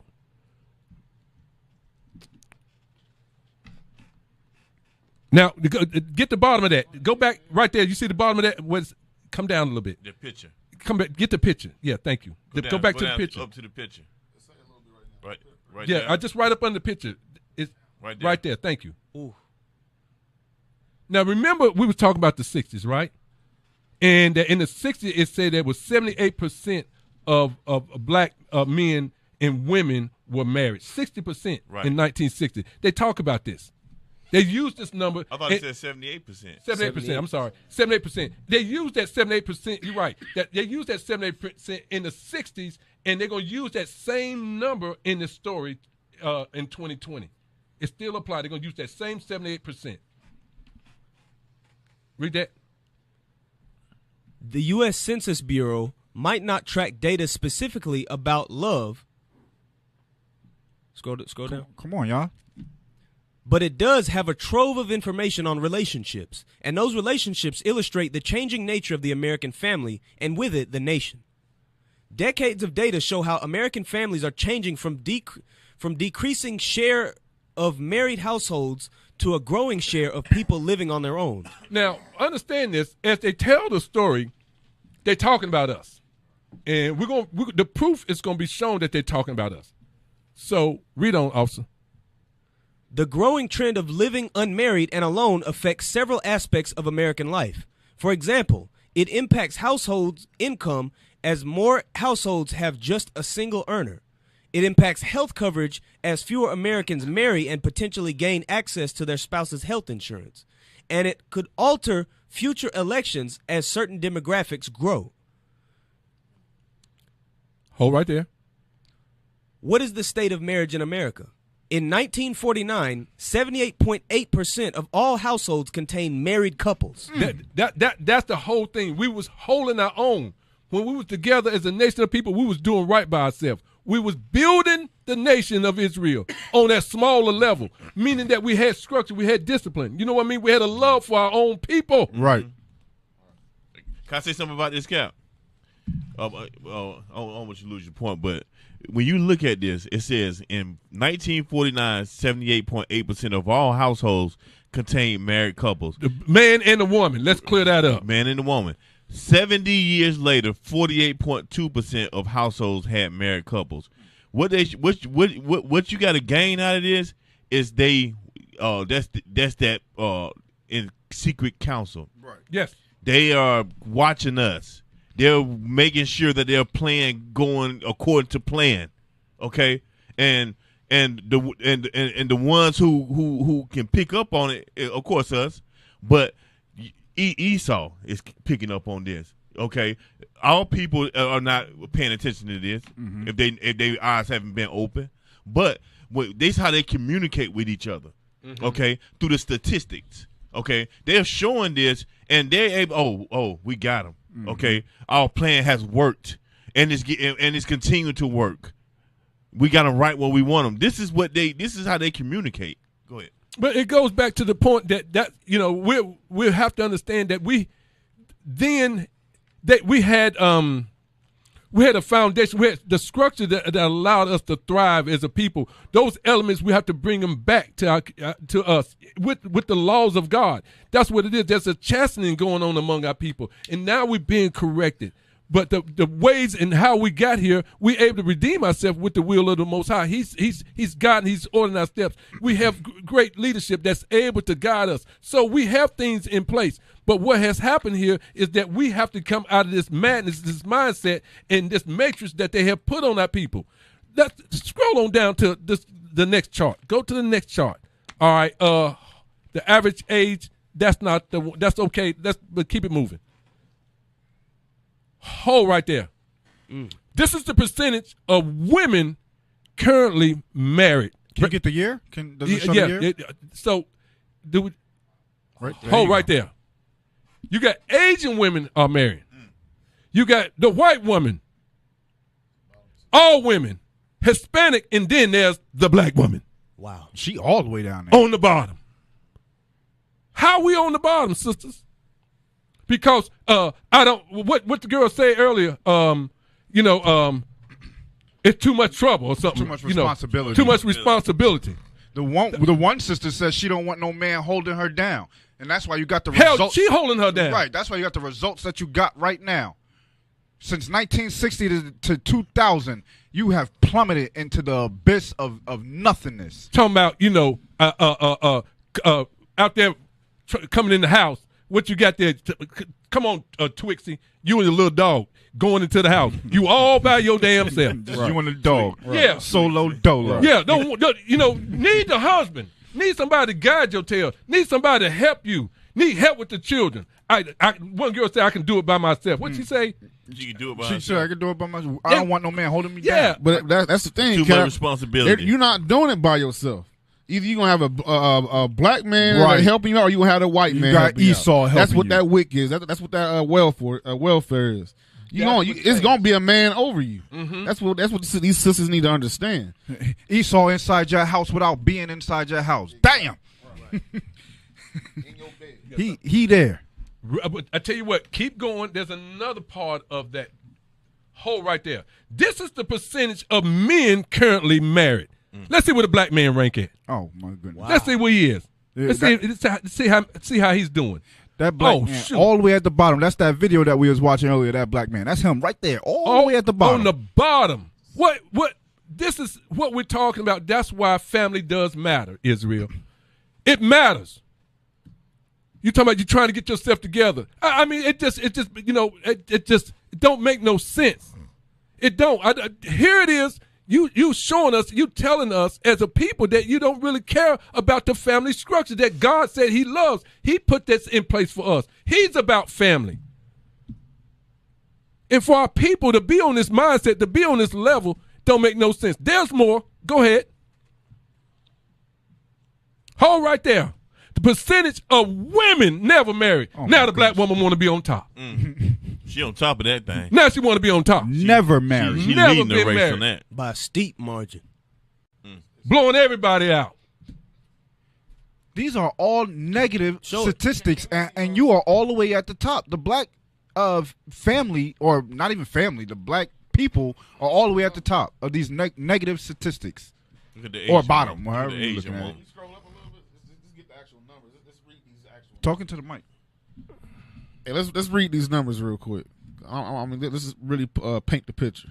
What does it say? It says the number of Americans choosing not to marry increased during the same time. In 2019, 35% of men and 30% of women had never been married. In 1990, 30% of men and 23% of women had never been married. So it's letting you know that it's giving you the chart right there. And every single chart is Israel and everybody else. It's letting you know they painting the picture for you. Israel and everybody else. We at the bottom. Give me the next chart. Also, now Sean said something I want to touch on a moment ago, but when we get a moment. Okay. Hold on. Let's get my beloved brother. Oh. Percentage of men never married. We win in that one too, Israel. That's the thing that we have to understand is that family matters. Listen, how you going about it? You being by yourself, alone at home, that was a movie. It's not, you're not supposed to do that in real life. Right. Home alone. Read the paragraph up there. Right. The shift is particularly noticeable among black and Hispanic people. Israel. In 1990, 43% of black men had never been married.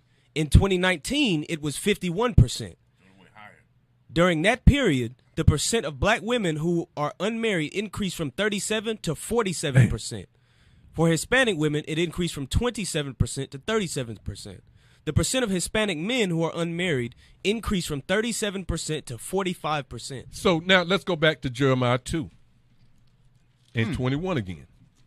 Jeremiah chapter 2 and verse 21. Uh-huh.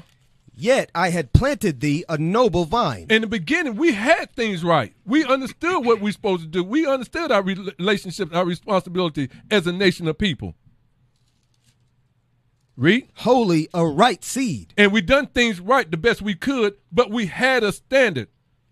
We had a template. We had a guide. We understood with that what we had, whatsoever things that were just or pure and holy. We thought on those things. It's right to marry this woman, not to leave my children without a father.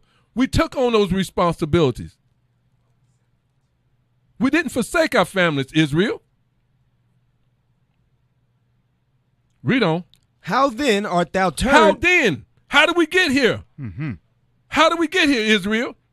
Yes, they came in, but we still are liable. We still are got to give them accountable. You still are, you know, talking about I got 3 kids. Well, where they at? Where they with their mamas? You still liable for your own children. You still got to help them. It don't give you a way out like that brother said on the video over there. Yeah. Hey, that's their kids. No, that's your child, man. What's wrong with you? That's not how we do. Are you done with that? How then art thou turned into the degenerate plant of a strange vine unto me? So how did we get to this place where we don't even want to marry our own people? That don't make sense. We're not trying to establish ourselves as we ought to. Give me that in Proverbs. Let me see something. I got something over here I want to bring out. Proverbs 18:22. Proverbs chapter 18, verse 22. Uh-huh. Whoso findeth a wife findeth a good thing. That's what you have to be about. We have to be about establishing our unions. We have to go back and get some of the things that has caused us to be a strong, knitted community where we had things that worked for us. Those are things have to be applied today along with the laws of the Most High by us abiding in the works of the Most High, in works and in deeds. We got to do them, Israel. We have to be that people. It doesn't make no sense how we doing it. That right there does not show who we are. That's a disobedient. We don't know who's these people. We don't know them. Yes, that's our people. But my point is that how we have fallen. We can't blame everything on them. Don't make no sense. That's a good point. And sometimes we got to say, hey, we got to take account of our own actions. We got to come back to the laws of God, okay? Right. And do the things how it's supposed to be done. Read that again from the top, officer. Whoso findeth a wife findeth a good That's thing. what you're supposed to be doing, establishing the family unit. That's what we're supposed to be doing. That's how you build a nation. Is that all that? And obtaineth favor of the Lord. Then God is pleased with you. Give me 13 and 4 Hebrews. Hebrews chapter 13, verse 4. Uh-huh. Marriage is honorable in That's all. what God likes. It just said that it's honorable with the Lord. Now marriage is telling you that we have to do it the right way. We can't get away. We can't go crooked ways. It don't work for us. That's judgment on us. Here's the reason why. Read on. And the bed undefiled. Uh-huh. But whoremongers. But when you don't do it right, and adulterers, God will judge. That's a different judgment when you do that. That's what we have to understand. We have to do things right. We held to a higher standard. Give me that also in Matthew 19 and 4. Matthew chapter 19 and verse 4. Uh-huh. And he answered and said unto them, Have ye not read that he which made them at the beginning made them male and female? He had a family already established. He already had a husband and a wife. He already had a man and a woman. Read. And said, for this cause shall a man leave father and mother. If you decide to get a wife, if a man find a wife, he find a good thing, you can establish yourself, get yourself ready to receive the woman, and you can have children with her. Read on. Right. And shall cleave to his wife, and they twain shall be one flesh. You can have 7 or 8 kids if you want to. It's okay. Read. Wherefore they are no more twain, but one flesh. Now they're a family unit. They're helping build the nation. Give me that also in Sirach 26 and 14. And she shouldn't be any kind of woman. It's a woman that you should just go out and try to prove and bring her to your house. And hopefully she will be a woman after thy own mind. Ecclesiasticus Sirach, chapter 26, verse 14. A silent and loving woman is a gift of the Lord. That's what you want her to be. You want her to be a woman that's going to keep God's commandments. It's going to keep God's laws because the two are one, because they agree on the same things. I'm telling you, it makes a big difference. When you out here dealing with a sister and you trying to prove her, give me that. Let me see something. Give me 1 Timothy, well, we read that, but read it again. 1 Timothy 5 and 14. The book of 1 Timothy, chapter 5 and verse 14. I will therefore that the younger women marry, bear children, guide the house, give none occasion to the adversary to speak reproachfully. Read it from the top again, I'm sorry. I will therefore that the younger women marry, bear children, guide the house. Right, because it should be that that's the case, that things are done right in decency and in order. I wanted to touch on those few precepts. If you got one, go ahead and bring it out, officer, if you want one. I got something. Okay. Hey, I posted up I posted a picture. Y'all can pull that picture up for me that I posted, and then get me Acts chapter 4. What do I got? Acts 4 and 34. Put that picture up for everybody.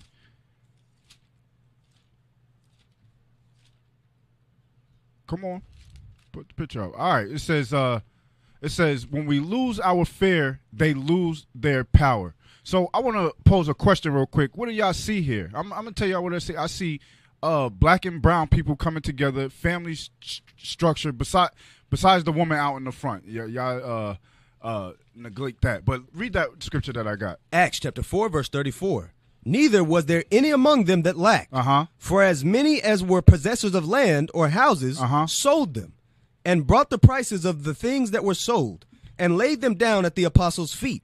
And distribution was made unto every man according as he had need. So the point that I wanted is that what we seen in the photo was a community coming together, helping one another. Like we spoke about earlier, you can go to the neighbor next door, get sugar from them, get bread from them, whatever the case may be, helping each other out. All right, and that type of mindset is what's going to make the enemy upset. This is what they're trying to stop. Remember the wicked devices? They're putting that out there so they can stop our people from seeing what we see in this photo. It says when we lose our fear, they lose their power. When we lose the fear of what? Telling the truth of how we should raise our kids. Our kids should not be part of the LGBT, the alphabet team and all of that. Right. They should not be that. They should not be going against their parents. They should not be selfish. They should learn how to work and take care of their family. They should marry their women, their wives. All right, give me Psalms 85 and verse 11. Go ahead, Psalms chapter 85 verse 11. They get Revelations 12 and 17, and I'll be done. Psalms chapter 85 verse 11. Truth shall spring out of the earth. And that's the solution right now. Truth. The laws of God is springing out of the earth. That's why you see us out here right now, Israel United in Christ, on every street corner, everywhere, across seas. Truth is springing out of the earth. Why? Because we're tired of the conditions of our people, and we want to change the conditions of our community, like it says in 1 Maccabees 3 and 43. Go ahead, read on. And righteousness shall look down from heaven. And the laws is going to look down from heaven. Get Revelations 12 and 17. Revelations chapter 12 verse 17. And the dragon was wroth with the woman. So now that we're out here, we're out here speaking truth. We're telling the people that to take care of their families, how to marry their women, and not to abort their children. We're telling them truth. It's going against everything that they've been pushing in our community since the 1960s and before. All right, and that's why they're wroth. It said what? Read it again. And the dragon was wroth with the woman. So Esau was wroth with Israel because now the prophets are back. Now the prophets are back telling the truth to the people, and they can't stand that thing. Go ahead, read on. And went to make war with the remnant of her seed. And they're making war with the remnant of our seed. They're making war by putting drugs in our community. They're making war by giving us poor education. They're making war by putting the woman in lead of the man. All right, was that it? Which keep the commandments of God. Which keep the commandments of God. So when we lose our fear, meaning when we're ready to only fear God and not the other nations, when we lose our fear, guess what? They're going to lose their power. That's right.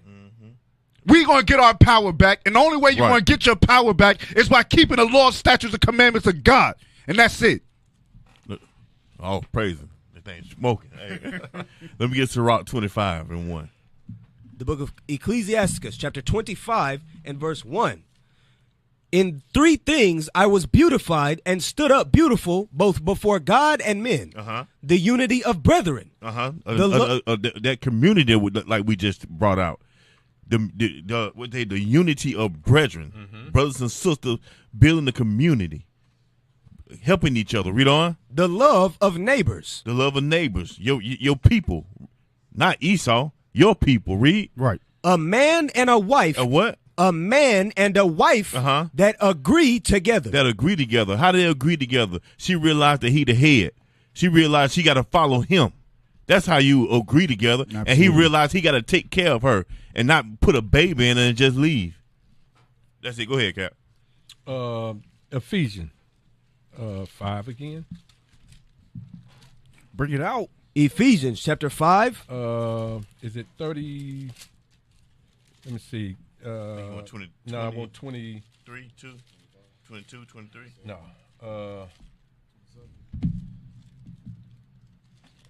I want 5. Give me started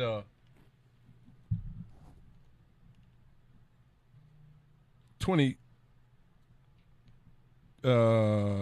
28. Start 28. Ephesians chapter 5 verse 28. So ought men to love their wives as their own bodies. Right, because Christ was saying that, and the two should become one flesh. That's why back they had 78% of the family unit that was in place in the 60s. 78%. It was shown because they realized their responsibility. That I dealt with the sister. I'm gonna marry the sister. We're gonna come together and we're gonna build. That's the mindset that they had. We have to have that mindset. Read on. He that loveth his wife loveth himself. And that's what it goes about. And the two shall become one flesh. Read. For no man ever yet hated his own flesh, but nourisheth and cherisheth it. So your wife, you shouldn't have no hatred for her because you don't have no hatred for yourself.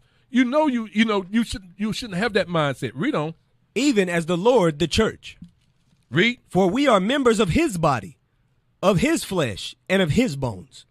For this cause shall a man leave his father and mother, and shall be joined unto his wife, and they two shall be one flesh. And give me verse 33. Verse 33. Nevertheless, let every one of you in particular so love his wife even as himself, and the wife see that she reverence her husband. And that's the place. That's the order. That's going back to the order right there. That's right. And so Dwayne Wade, he all out of order. Right. His whole house out of order.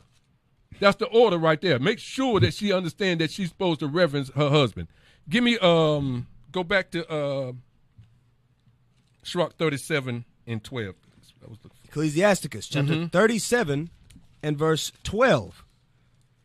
But be continually with a godly man. So even sisters and brothers in Israel, when you come together and you begin to establish yourself, the Bible says, be continued with a godly man. Begin to see the brother is putting in work. Begin to see if the sister's laboring in the body. Read on. Whom thou knowest to keep the commandments of the Lord. That's how you know. You begin to see their works. You can see them doing what they're supposed to do. Over a period of time, you begin to see that they're putting forth the works that they're commanded to do. You can look. You can see it says that whom thou knowest. What are they doing? To do good, to keep the whom thou knowest to keep the commandments. You see that they're doing the good works of the Most High. You're starting to see him. So as you prove a person, that's what it's going into, whom thou knowest, whom thou begin to prove that what? That to keep the commandments of the Lord. Read on. Whose mind is according to thy mind. Now he's able to judge her on and be able to see that she's about this work. And she's doing it based on he's doing it, she's doing it, and the two shall become one flesh because they both mind the same thing. Read on. And will sorrow with thee if thou shalt miscarry. And when you go through trials or tribulations, they'll be there for you during those times. And you got something you want to bring out, Officer? Yes, sir. I have a book here, Officer Cosdale. King Cos, y'all know him. Pull up that. Go to the article with the charts on it, and then scroll back up to the picture at the top. Officer Nashan posed a question.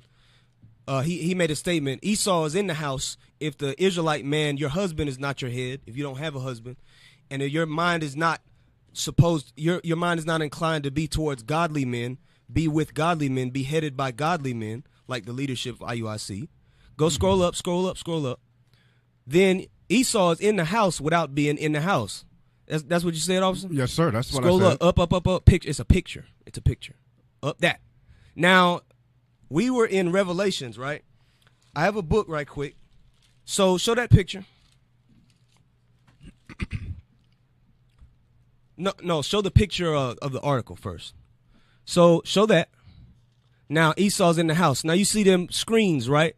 You see them portals of media. You see them mouths, so to speak, as to which Esau would be able to communicate through, showing the images of what? Single-parent households, the womanist movement, the messages of the doctrine of the serpent, which our women still want to adhere to according to the things that they've been taught about not having a man in the house. Right. The things that they've been taught about not reverencing the husband, the things that they've been taught about not doing what the scriptures say. Now, go to that page.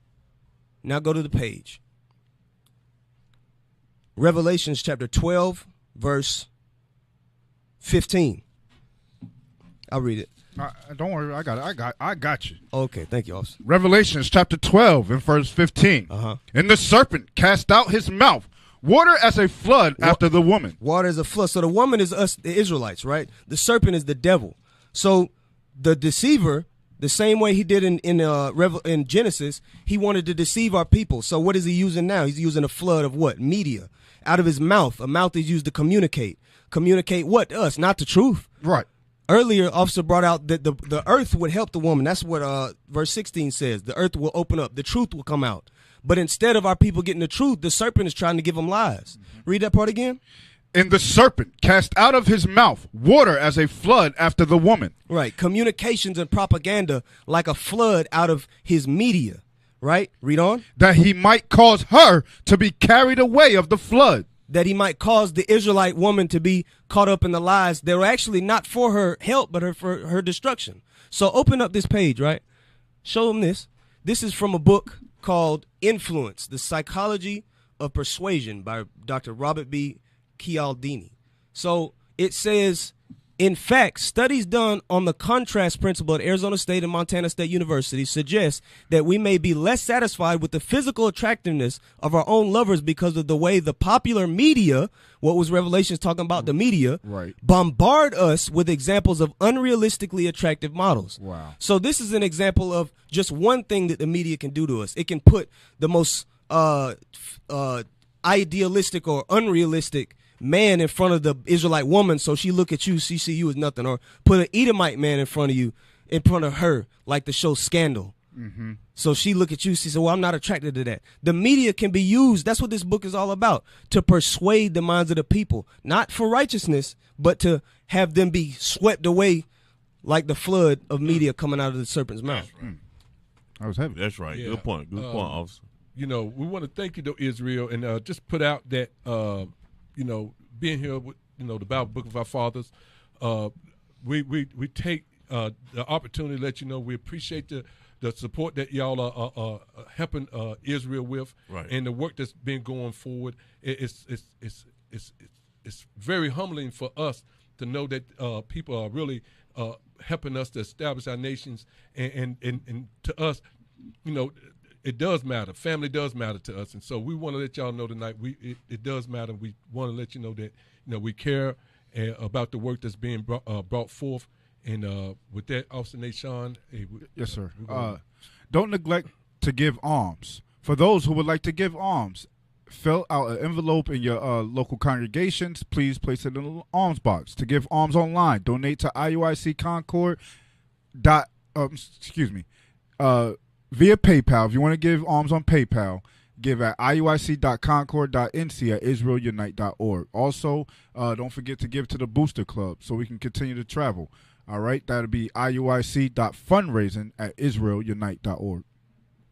Hey, Israel, there again, we thank you for being with us this week on the radio show, The Bible, the Book of Our Fathers. We're glad to have you, and there again, hopefully that we're able to edify, bring something forth that would help build up the nation. And that's what we're about, just doing it in righteousness. That's what we're about, just establishing it and going forth and doing the Most High's will. With that, I'm Captain Dakar. Much love to you, Israel. I say happy Sabbath to you all. Happy Sabbath. Happy Sabbath, Israel. Shalom. Shalom. Most High Christ bless.